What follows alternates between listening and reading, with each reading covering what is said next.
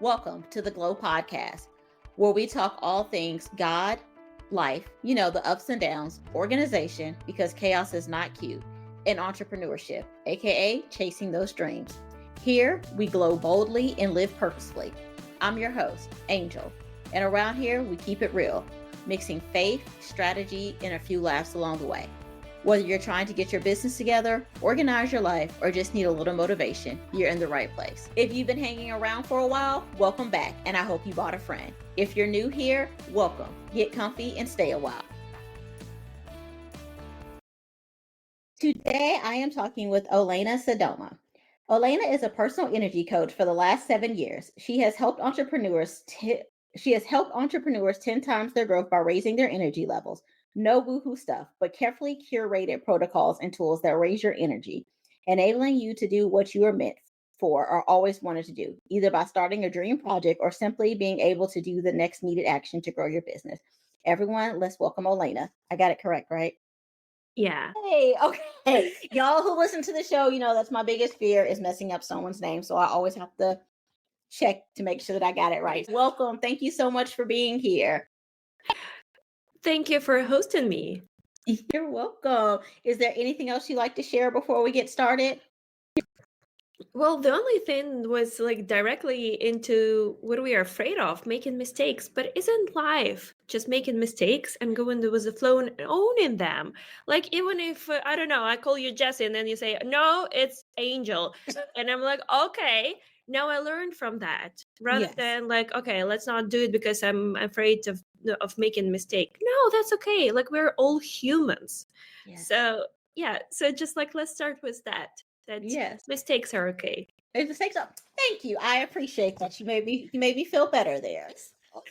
Yes. So everyone, Olena and I we met kind of randomly, I guess. I was hosting a webinar and other people signed up for it, but she was the only one that actually showed up on the day of the webinar. So she got a little one-on-one attention there.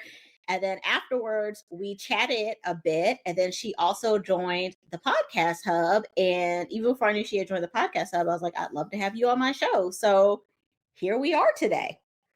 Yeah. Well, the thing is, I think, and I've heard it a couple. I've heard it from my host because right now I'm hosted in Seattle, and the man in the house says the world is run by people who show up.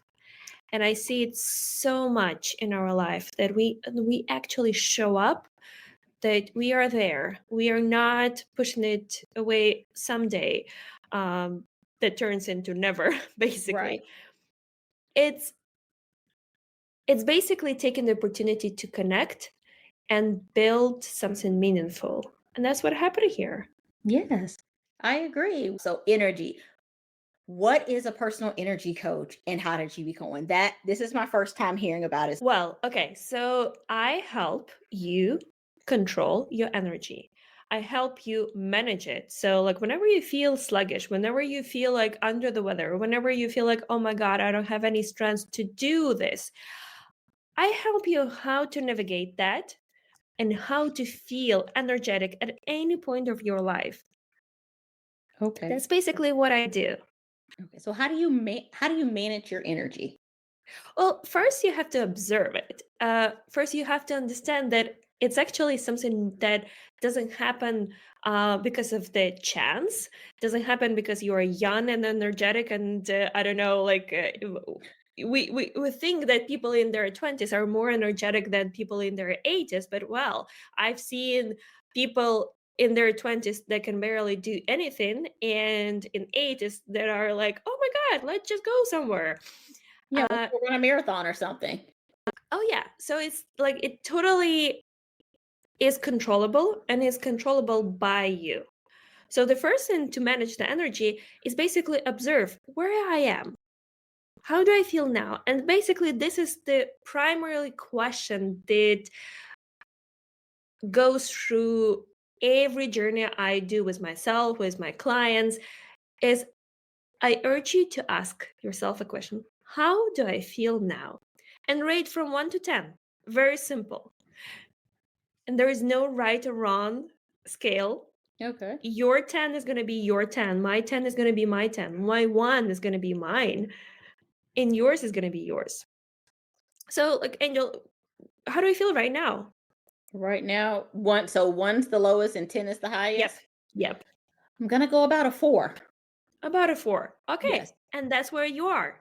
So, no judgment here. No thinking like exactly, oh, how do I make it a 5? Like, we're in such an achiever culture. Like, how do I make it a 6? Oh my God, like it's not a 10. Okay. Just, it is a 4. It's there. Then you kind of give yourself a space there. But the magic happens when, in the next hour, you ask yourself again, how do I feel now? Okay. And then in an hour, it's going to be different because you're different. You had a whole life in an hour. Then it could be 6, it could be 2, it could be 10, it could be whatever. Once again, you've recorded down, and then you ask yourself, what has changed in my life?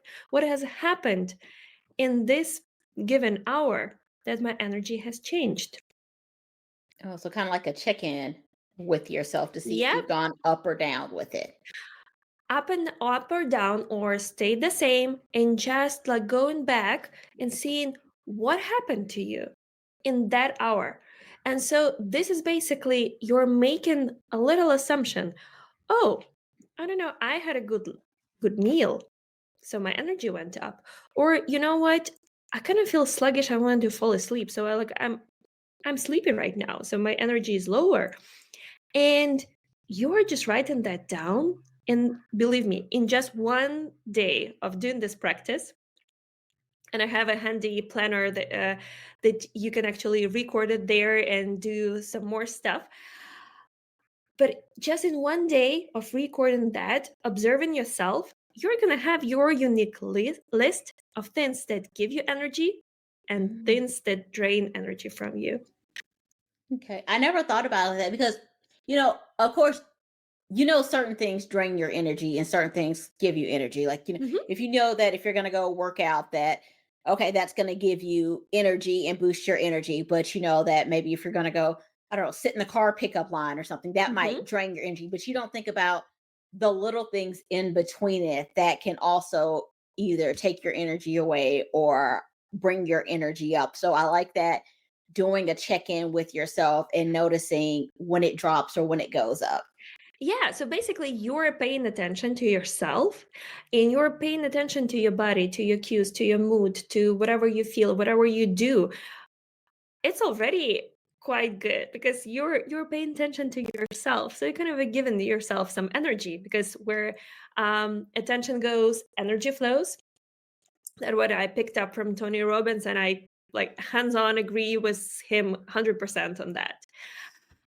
But the next step with the magic here is next day you can actually experiment with that, because you had a kind of a list of assumptions. This gives me energy, this takes energy away from me. And then the next day you're kind of like, oh, I feel sluggish. Let's look at yesterday's list. Reading a book made me feel good. Calling my best friend made me feel good. Cleaning up, I don't know, a drawer or cleaning off my table made me feel good. Scrolling TikTok made me feel good. Whatever, no judgment here. Right. And you do that, and you test it out. Okay. Oh, and you suddenly see that your energy is going up. Hmm. Okay. Sometimes it will work, sometimes it won't, but that is basically a journey of learning about yourself and actually knowing the exact tools that help you with your energy. Okay. Thank you for sharing that. I like that. Those are really good tips. And like I said, something that I haven't really thought about. So, what you told me that, there are 4 energy buckets that you need to fill to have high energy. What are those 4 energy buckets that you need to fill? Yeah, okay. So just by doing this, tracking this energy from 1 to 10, you're going to learn a lot. But the thing is that we pay attention, we notice things that we are aware of. And let's say, like, a lot of people come up to me and say, "Hey, Olena, I don't know why. Like I do sports. I eat well. I sleep well. Why do I still wake up tired?" And this brings us to this thing that we think that we do everything that needs to support us, but then we are not aware that energy is not just about the physical stuff. So that person mentioned in sleep, nutrition, sports, that's just the physical part of our energy. But to be energetic, you actually have to have the four buckets filled, and they are physical, emotional, mental, and spiritual. So basically, physical, it's about our body. Emotional, it's about our relationships, about our place in our little community. So it's about, do we feel safe, secure, and valued? Okay. Then mental is about expression, expressing ourselves. Do we do what we love? Do we do that gives us energy back? Do we use our talents, our gifts? And then spiritual, it depends, well, how far you're in, how spiritual you are. And we can go from like very not spiritual, so it's basically your mission, your values, and how you are influencing the world around you. Oh, we can go really woo woo and see how it's all interconnected. So it's basically about your connection with your outside world. Okay. And so, how can someone, like, let's say, because you said earlier that someone has their physical bucket full, but they're still saying, "Oh, I feel like I have low energy. I just don't have enough." How can they go about making sure that all of those buckets are filled, not just their physical? Well, so the thing is that you would also rate where you are standing in your physical bucket, in your emotional, mental, and spiritual, and they're all interconnected. So let's say you're really good in physical, you're good in spiritual, you're good in mental, but at the end, your emotional life sucks. Really.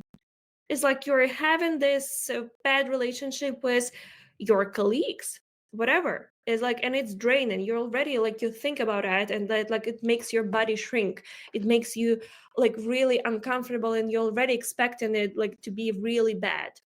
That's gonna drain you a lot. So the thing is that those buckets are interconnected, and for a while, you will be okay if only one is half empty or half full, whatever you see. But it's going to feed on your physical energy, on your mental energy, and your spiritual energy. But then if it stays for a while, it drains the other buckets. And suddenly you feel, oh, that's when we get sick. That's when we actually sabotage our work. That's when we stop trusting the world, trusting people.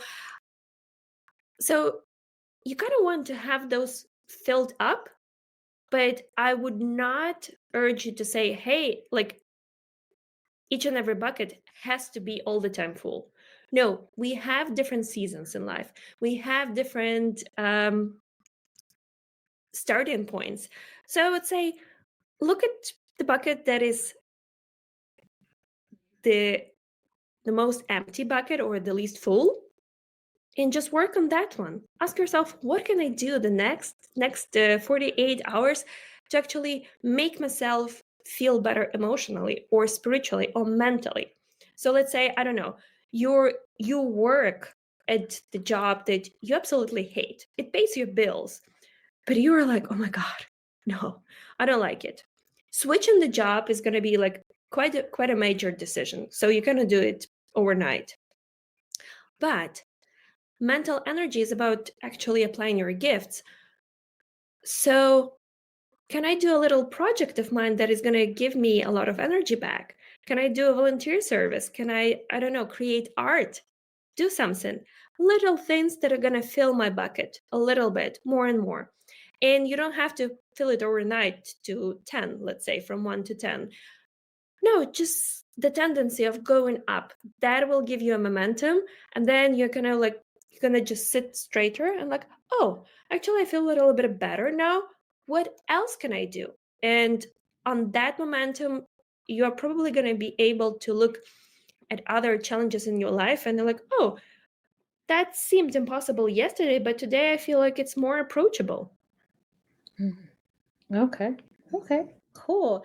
And so that kind of brings me to my next one. What are some common mistakes that people make when that's preventing them from having energy? Would you say that it's them trying to make sure that all of their buckets are filled, or neglecting one bucket and trying to fill another bucket? What do you think are some of the biggest mistakes? Okay, so the biggest mistake is actually striving to be at 10 all the time.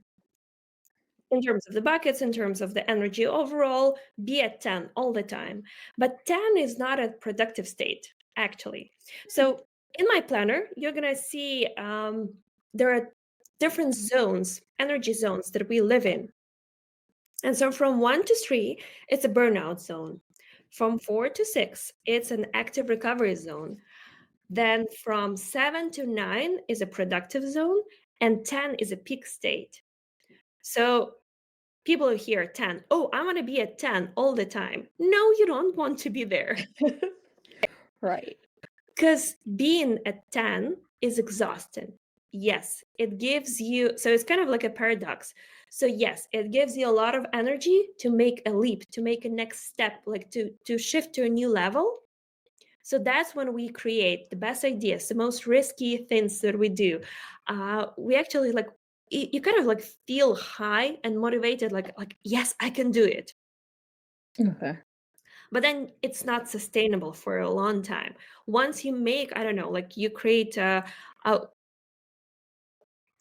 new product, or you created like a podcast, or you're doing something new that you've never done before, it's gonna be exciting. It's gonna require a lot of strength from you, but then you'll want to recover after that. Okay.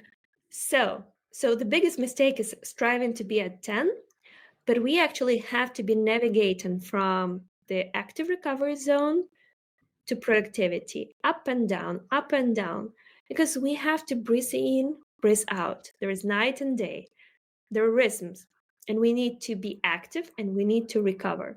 So basically, in the productivity zone, that's where we produce the best results ever.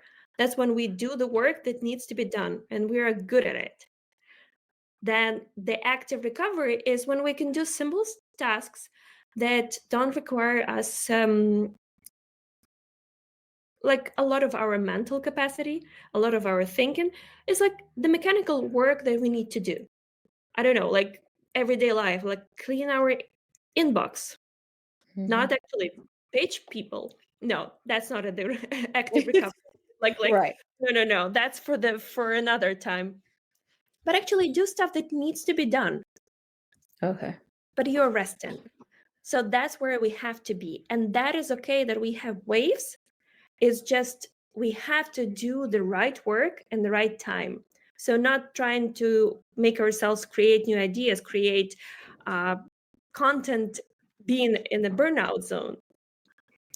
Gotcha. And actually judging ourselves for that, taking away more energy because we judge ourselves, but actually working ourselves up to the productivity zone and creating from there.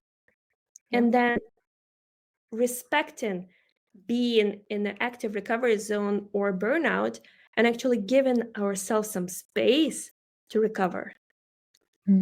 Yes, because I think so often we feel that we're burnt out. We know that we're burnt out, but instead of giving ourselves a chance to rest or relax, we just keep going and we keep pushing because we feel like we have to get this done. This is, I'm the only person that can do this, or I'm the only person that's going to do it the way that I want it Oh, done. yeah. And you keep going until you just can't go anymore. And when you're not listening to your body has a way of making you listen to Oh, it. yeah. So, it's like it's best to listen to what your body's trying to tell you to do and take that rest when it's telling you, versus it having to force you to take that rest. Because when it forces you, it's not a good rest that you're gonna have to take. It's no fun whatsoever. So. Angel, you are so right. Like I think we've all been there in that place when we got really sick in the very wrong time. Yep. And it's not because you were exposed to somebody who was sick. No, because you was so exhausted, but you were pushing, pushing, pushing. Yep. So true. Like I got in a car accident last year, beginning of last year, and I had a concussion and I Oh. was down for like a month, not fully down for a month, but I was down for like a good 2 weeks. I couldn't like look at a screen or anything like that. I couldn't really record podcasts. I had to turn down recording podcasts and all kind of stuff. And I was like, I was resting. I thought I was resting. I thought I was listening to my Mm-hmm. body and doing what I was supposed to be doing. And I guess God and my body was like, yeah, you weren't really listening like we needed you to listen. So now you're Mm-hmm. going to sit here in this dark room in this bed and you have no choice but to rest. So it will definitely make Oh, you the rest. body doesn't lie. No. We just learned to listen to it. And Hmm. we actually learned to ignore it, to listen to Yes. somebody else. I don't know, like some high paying expert says like this is the only right way to do this. And you're like, oh my God, I'm gonna eat this or that. Oh my God, I'm gonna work out this many minutes per day, Hmm. and it's gonna make us no. It's like, well, I'm not saying that this is wrong. Like we have to do that, but then we have to trust ourselves more, Yes. but we forgot how to do it. Right. Because as you said, we're trusting everybody else and we're listening to everyone else. And everybody's body is different. As you said, Yeah. just because I'm at a 4 and you're at an 8, that doesn't mean anything's wrong with you or anything's wrong with me. We're just different people and we're at different points. And that's okay. But we're always in a rush. Everybody wants to be at a 10. Nobody wants to drop the ball or feel like they've gotten behind. And then that in turn, you're not listening to yourself and you're not trusting yourself anymore. Angel, we are different, but then at the same time we forget that we are ourselves different in different times of our life. Mhm. Yes. Yep. So what worked for me today is not going to work in next 3 months. Right. Because you're a different So person. yeah, you're a different person. You've changed by that time. Your priorities have changed. Mhm. But we are using the same methods that worked for us in the past, trying to achieve other results. But no, Yeah. the You're main idea is to actually learn the skill to listen to yourself and trust yourself and to stop doing what doesn't work anymore and do something else. right. Right. Yeah. There have been plenty of days that lately I've really been learning to rest. I'll be like, man, I'm really just tired today. Not that I don't feel well or anything, but I can just tell that my body's exhausted. I'm tired. I'm like, I'm just really tired today. I'm really exhausted. I'm just not going to do anything today. And that used to make me feel really bad and really guilty. And I was like, I'm behind. I'm going to miss something. But now I'm just like, no, I needed that rest. And it felt good not to think about scheduling or posting or editing Mm-hmm. or whatever it is for the day, and then you come back refreshed and you come back Oh yeah. renewed, and that helps with the flow of things, with the flow of your ideas, with the flow of getting stuff done. And I feel like I get so much more done and accomplished after I do take Yes. that rest, because it's like, okay, Yes. I got this now. I have the energy to do that. Or there'll even be times that I'm sitting down at my computer and I'm just staring at it and I'm trying to force myself to do something, but I can tell that I clearly don't have the energy to do it.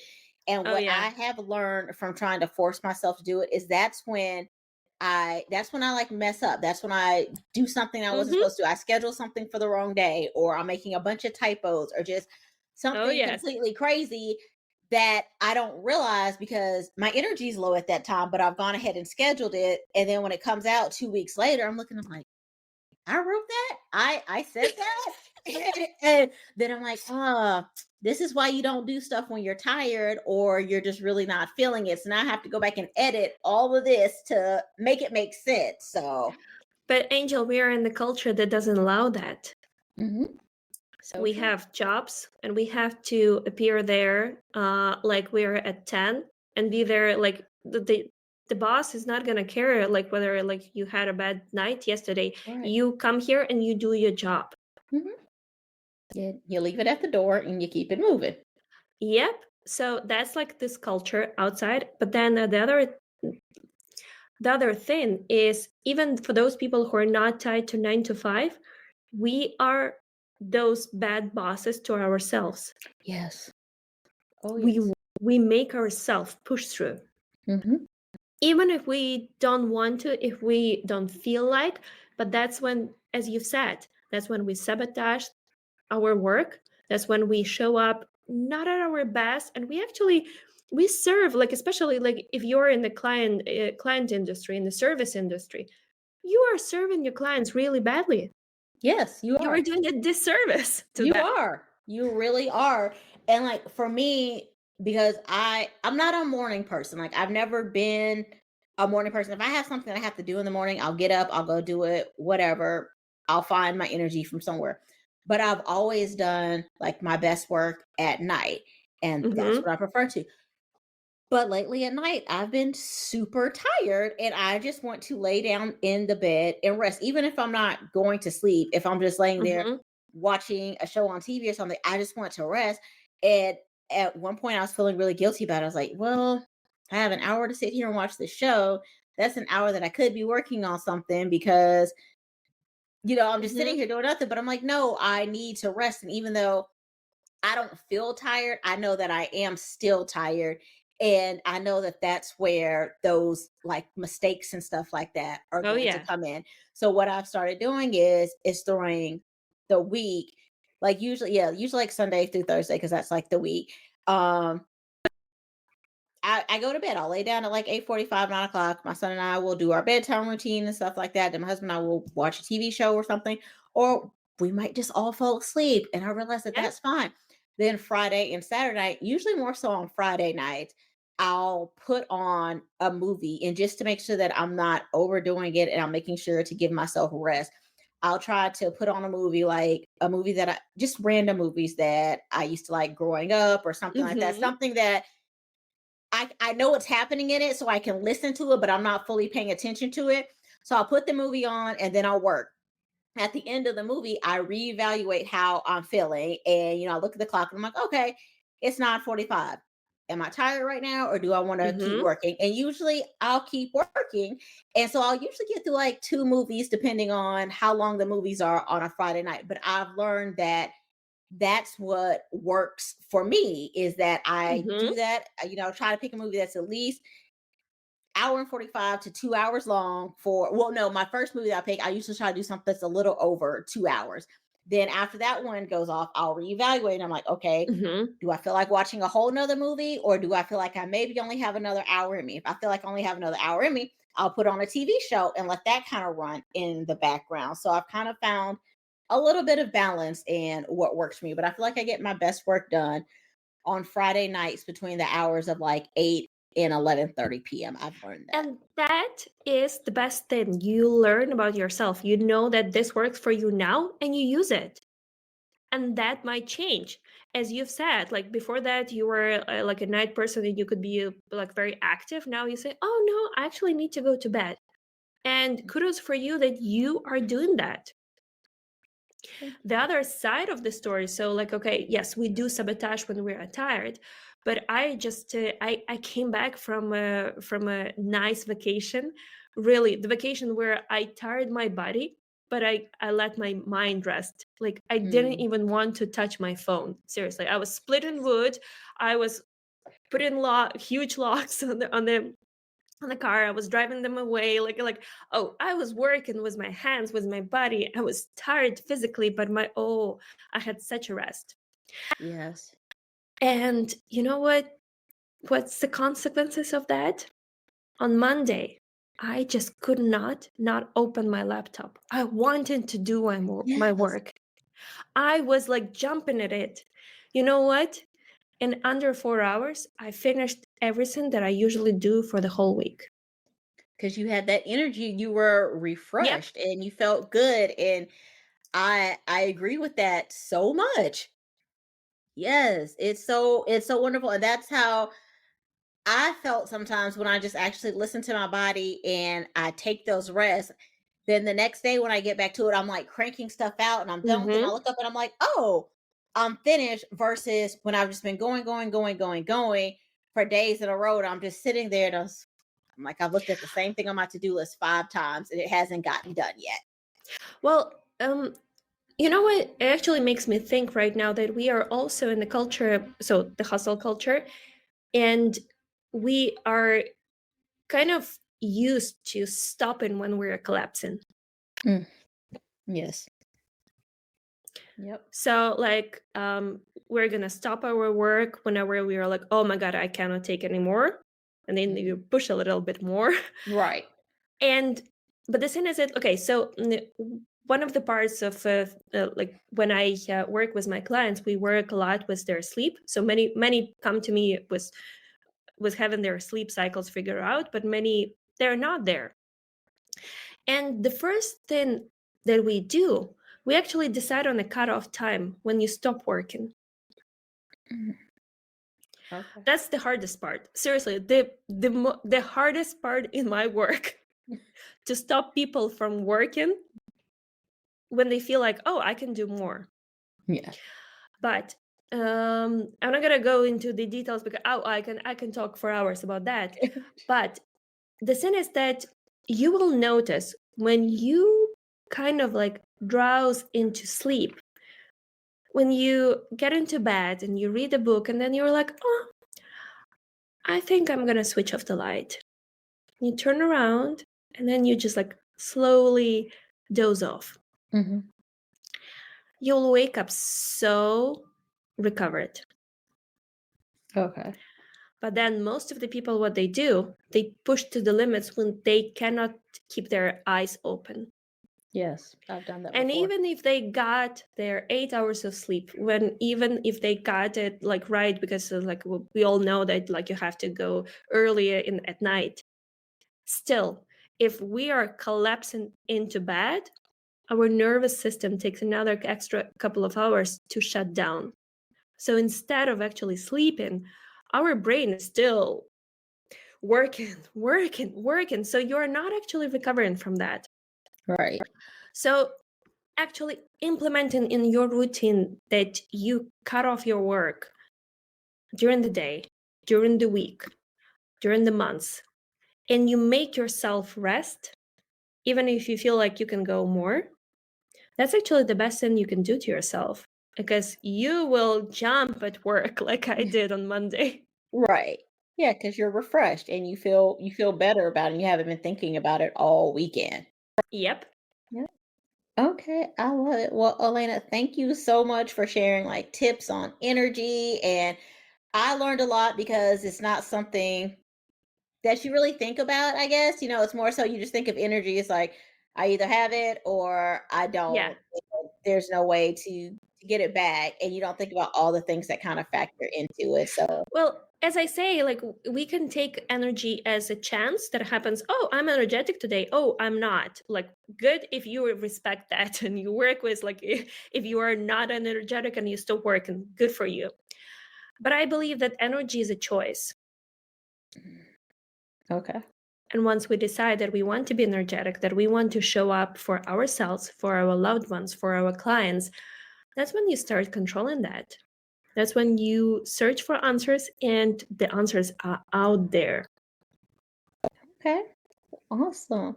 Well, thank you so much. Is there anything else you'd like to share with us before we head out for the day? Well, just take care of your energy and be energetic, because we live our best lives when we are high on energy. Okay. Thank you so much. And how can everyone find you? Where can they connect with you at? Well, the best place to connect is my newsletter. I'm not active on social media right now. Like I do have my personal account, but still, sometimes I show up, sometimes I don't. But I'm in your inbox every Wednesday, and that's a place where I love to express myself, and I love to get my community going with replying to my emails. Okay, awesome. Well, I will make sure to get that linked into the show notes so that people can subscribe for that. Well, thank you so much for being here today and for sharing your knowledge of energy. I greatly appreciate it, and I hope you enjoy the rest of your day. You too. Thank Thank you. You're welcome. Thank you. That's it for today's episode of the G.L.O.E podcast. Thanks for tuning in. I hope you're walking away with something that fuels your journey. And remember, glow boldly, live purposefully, and I'll talk to you next time. Y'all know I run on coffee, and so does the show. If you want to keep the episodes flowing, head over to buymeacoffee.com/themodcosc. Whether it's a one-time boost or a monthly support, every cup helps keep this podcast going.